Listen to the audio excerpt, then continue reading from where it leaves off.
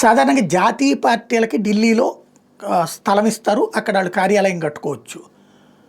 ఇప్పటి వరకు అదే సంప్రదాయం నడుస్తుంది అక్కడ బీజేపీకి. కాకపోతే బీజేపీ సొంతగానే కట్టుకుంది, సొంత డబ్బులతో కొనుక్కొని.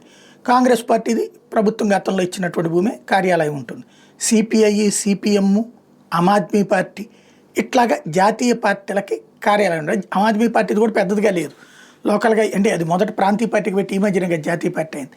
ఇప్పుడు అది ల్యాండ్ అడిగితే ఇవ్వాలి లెక్క ప్రకారం. అయితే ఎన్డీఏ కూటమి ఉంది కాబట్టి ఇవ్వకపోవచ్చేమో, ఎన్డీఏ కూటమి వస్తే ఇస్తుందేమో చూడాలి. అది పక్కన పెడితే ఇప్పుడు ప్రాంతీయ పార్టీలు అడుగుతున్నాయి. అందులో తెలుగుదేశం పార్టీ ఢిల్లీలో కార్యాలయం పెట్టుకుంటాం మాకేమంటుంది. ఎన్డీఏలో భాగస్వామి పక్షం వాస్తవంగా జాతీయ పార్టీ అనేది నోటి మాట తప్పించి ఆ జాతీయ పార్టీ అవ్వడం అసాధ్యం.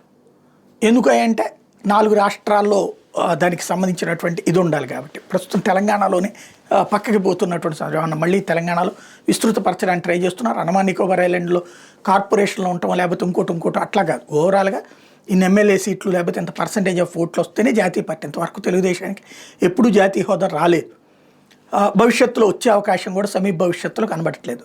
మరి ప్రాంతీయ పార్టీకి తెలుగుదేశంకి ఇవ్వడం బిగిన్ చేస్తే అప్పుడు రేపు వైసీపీకి అయినా ఇవ్వాలి, బీఆర్ఎస్కి అయినా ఇవ్వాలి, దేశంలో ఉన్నటువంటి వివిధ రాష్ట్రాల ప్రాంతీయ పార్టీలకు ఇవ్వాలి. ఇస్తారా ఏంటనేది చూడాల్సి ఉంది.